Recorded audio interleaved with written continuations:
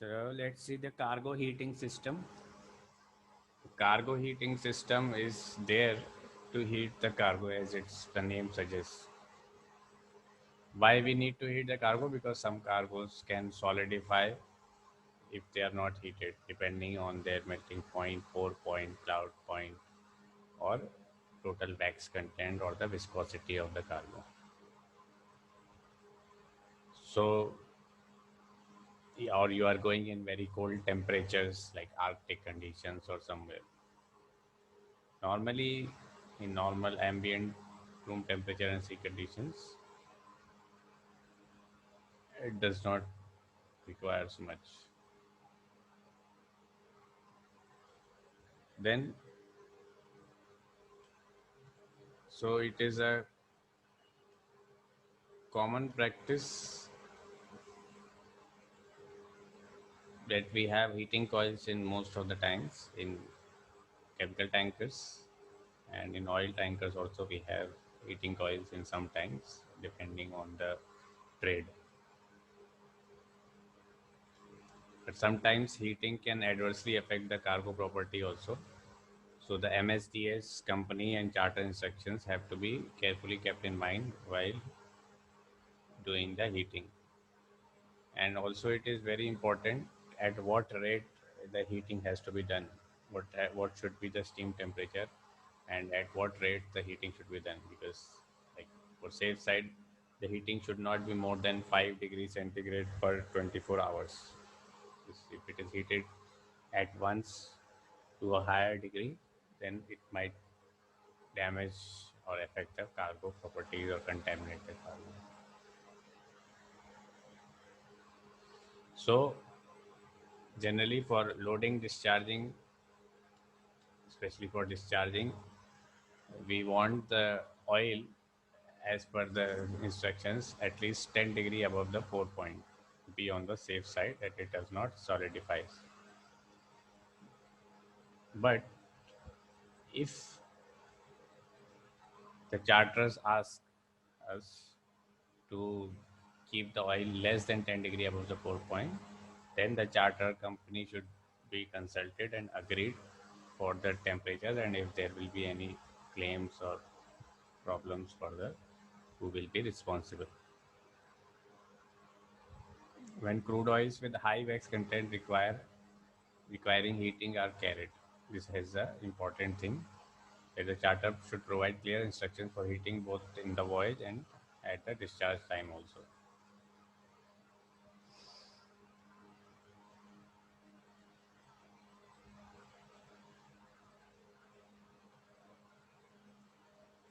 So we need a desired temperature of cargo to maintain throughout loading, discharging, and transit.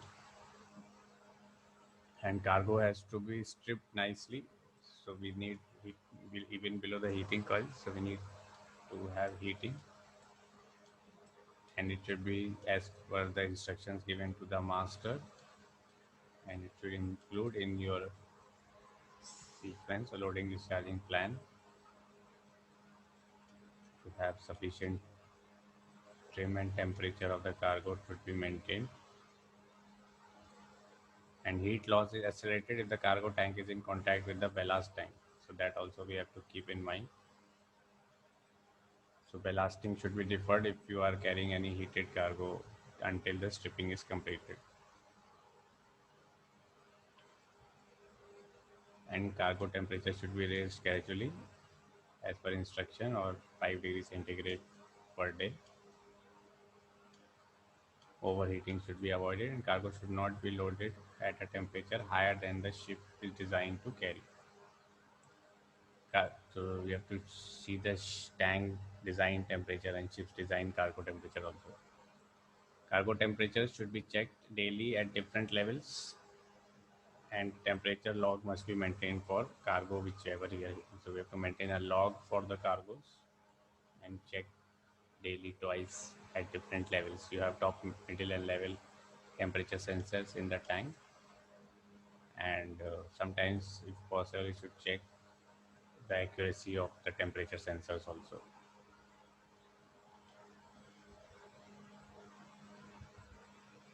So let's see. cargo heating systems. So this is cargo heating system of the.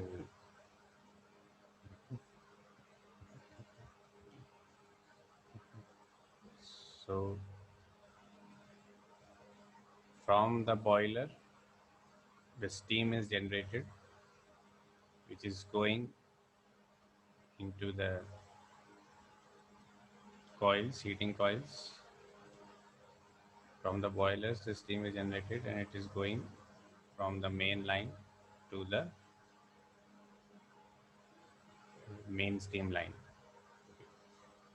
And this is a bypass valve. So initially we are putting the steam with the bypass valve, and initial starting should be slow.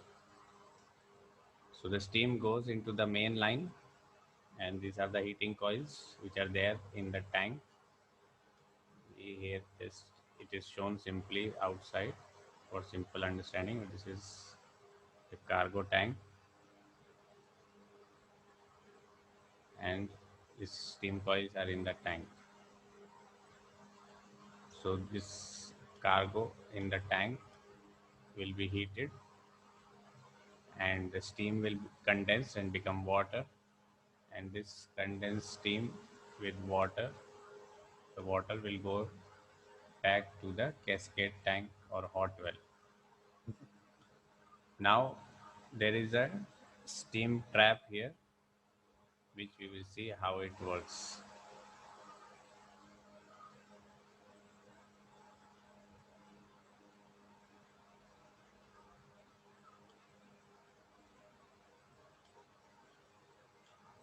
And we have to make sure that these coils are not leaking.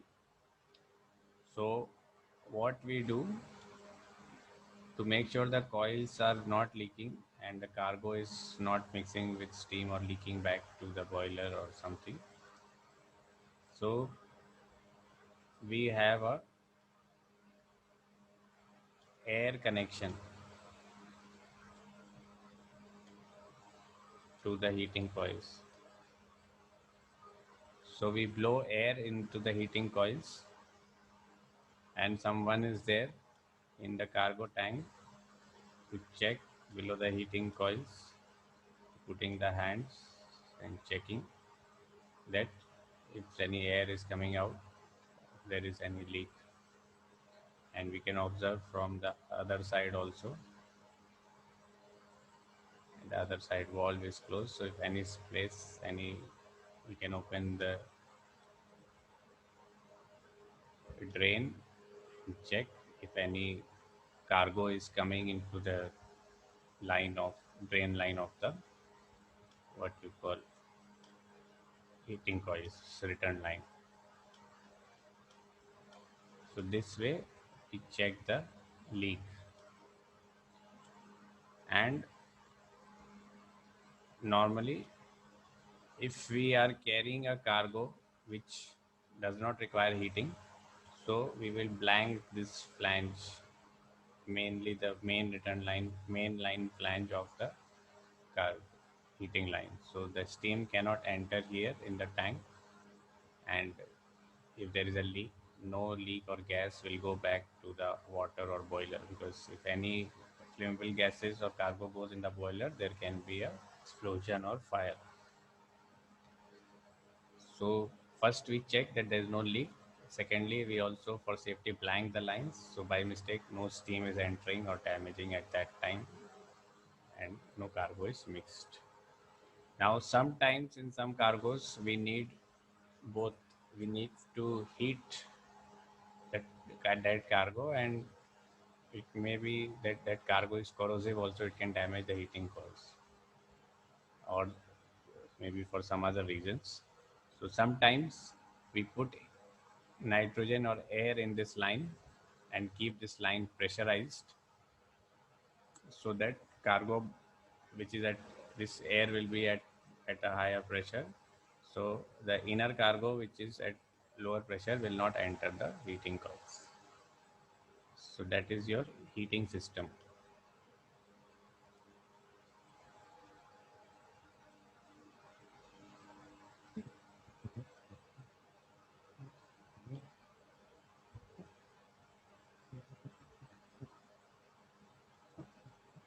So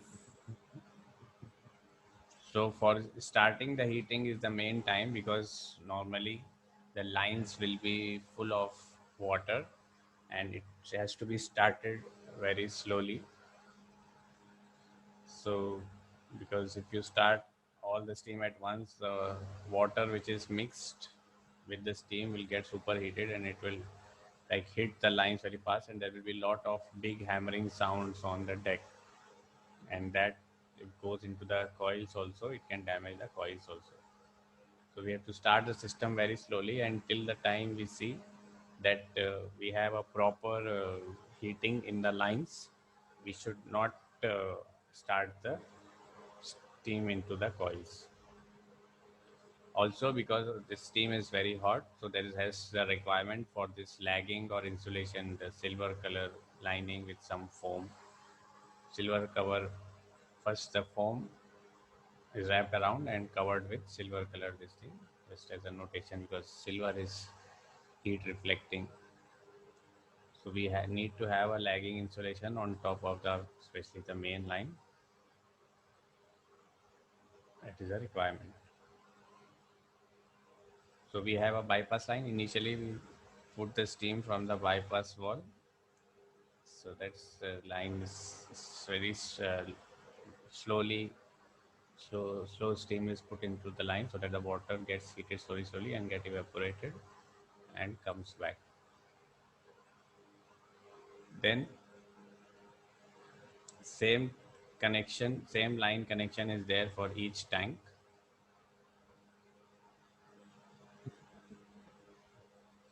So main steam line should be warmed very slowly. So like this, we open the main valve and each tank has a different steel coil lines, and whichever tank we want to hit, that steam coil valves we can open.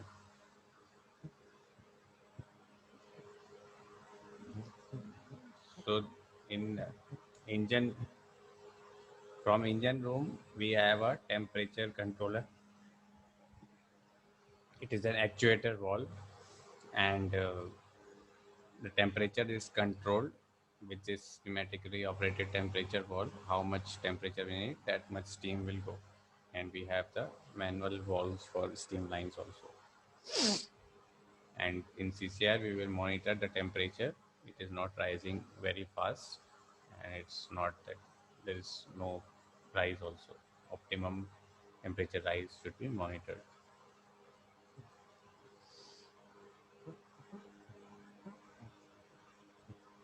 So first we use the bypass line for warming the main steam line, and initially we drain all the rainwater from the drain cogs of the steam line, and then engine room is asked to heat the lines, and it can take many hours for heating the line, so we do not rush.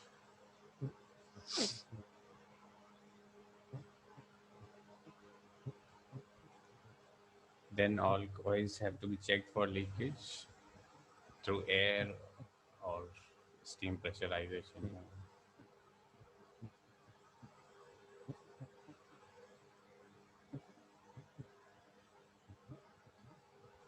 So for how much time we have to circulate and test is will depend on the length of the coil and the size. And all the coils can be flushed at the same time. And when we are flushing and draining, we have to check that there is no oil or cargo coming into the tank, so that we can collect all the water of drains in a drum, and we can check if there is any oil or cargo coming into the tank. So if there is any oil, then we should not use the coil, and so that no cargo is going back to the boiler, and it should be repaired as soon as possible. Now this is the cargo tank, which is full of your. So you have the heating coils in the tank, and cargo temperature is also monitored. Here we have a gauge from the UTI, we are taking the temperature at top, middle and bottom. Then all the temperature records have to be maintained in the heating coil, heating log, wind direction, date, wind, sea condition, steam pressure of the thing, and time of tanks which you use, morning and evening cargo temperatures with tank numbers, and the number of coils in the tanks activated, and the temperatures of returned waters also, and also the entry for fuel consumption in the boiler, how much it is used. The charterers will ask how much fuel is used for heating.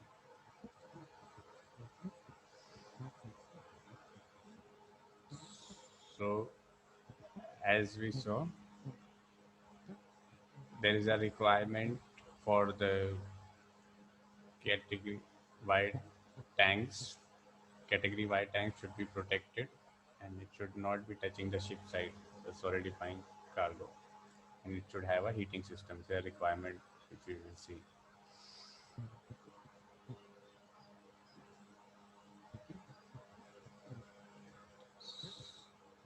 So we open the inlet and outlet valves. The outlet valves open little bit, and when the steam is going into the tank is condensed, it will go into the return line.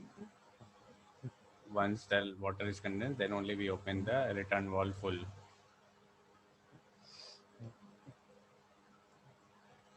And after some time, both the valves will be fully open and closed. So if more tanks are open, we need to open more steam. If less tanks are there, we will open less steam as per the requirement. So this way we can measure the temperature of returned water also.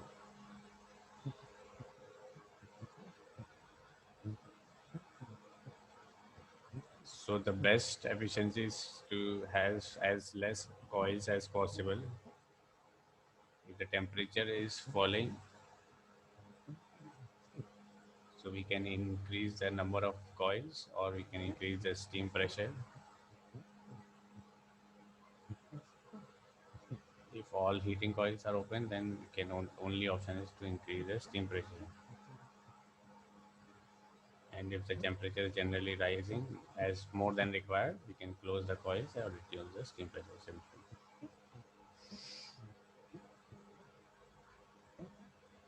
Then also there is a requirement for adjacent tank temperature that also can be maintained as per the heating coils by heating the cargo. Aft cargo tanks get steam faster. So if you want to put steam in forward cargo tanks, then aft cargo tanks should be closed. Now to stop heating, again there is a procedure. So before the coils are exposing outside the air, we have to stop the heating. Otherwise the heating coils will get burnt like your utensils get burnt. So, but don't close both the inlet and outlet at the same time.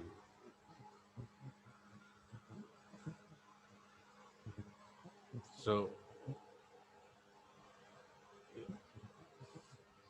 return line we will keep open and drain cock we will keep open, and we will close the main line first, and then once the line is fully empty, we will blow the lines and then drain the lines and then only close the line.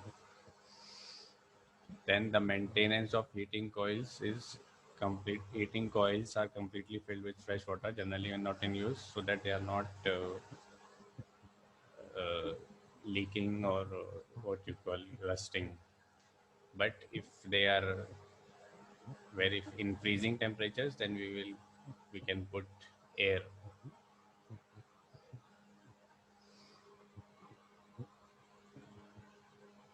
So the testing requirements for heating coils is every 6 months they have to be pressure tested, and the test has to be recorded in your PMS. Then there is a trap, steam trap in the return line of the steam coils. So let's see what is this trap and why it is there. So generally, when steam is entering this tank, so this trap is supposed to be made so that only condensed water is entering here and steam is not entering.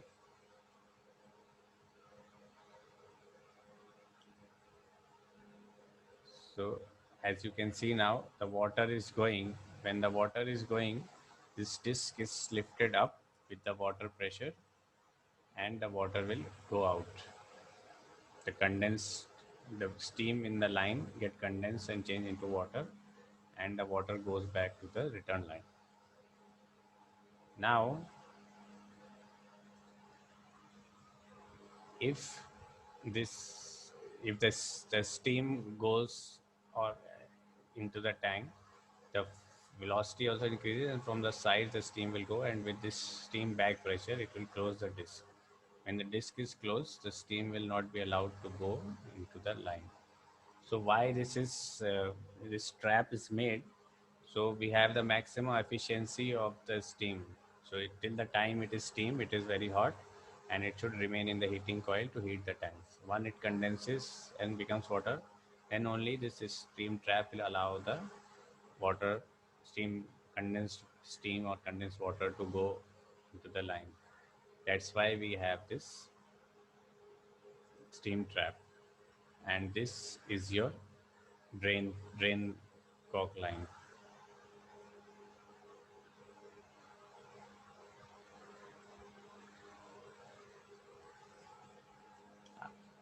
Again, when the steam condenses, the condensed water passes away.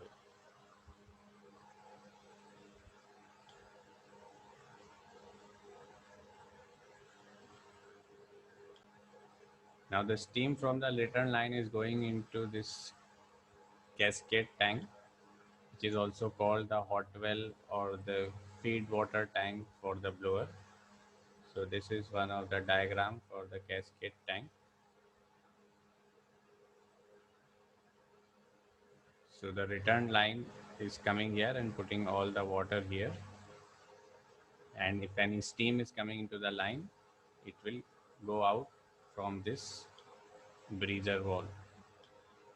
So any steam which is coming will go out from this breather wall. And we have the temperature record and all the funnel also here. Then in one tank we are putting the cold water, and this cascade tank means a tank which is divided in different compartments, which is joined from the bottom. It is open from the bottom, but from top it is compartmentalized, because if any oil or cargo which is coming into this tank from the cargo tanks, then it is floating here and there is a gauge glass on top. We can check if there is oil, then we can stop the heating system. Then we put cold water here into the tank, this compartment, and the hot water will just get mixed here. And the last tank is your feed water tank, which gives supply to the boiler for heating the water. So same diagrams are here. This is the one compartment, second compartment, third compartment, and the feed water compartment. And also this return line from the steam first goes to the condenser, and then the water goes into the tank. So the water is already condensed, but still if some heat is there, steam is there, then it will be released from the siphon breather valve. And by this funnel, any extra water in this compartment will be drained out to the bilges.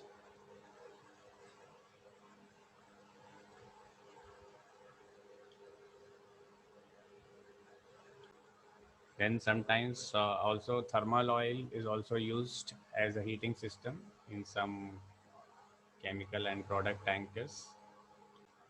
And if sometimes there is a chances of toxic gases into the heating system. They also require the sampling equipment to check the toxic gases into the steam or thermal oil system for the presence of cargo.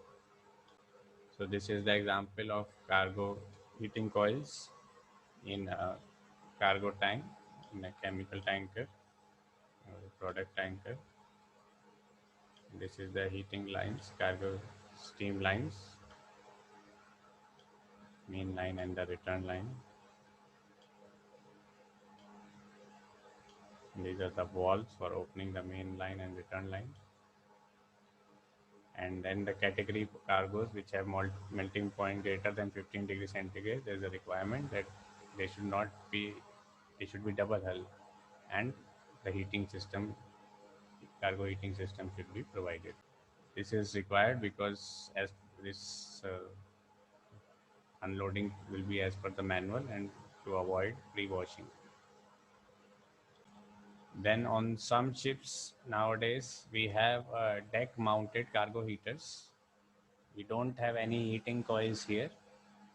What we have is a heater which is deck mounted on deck of each tank.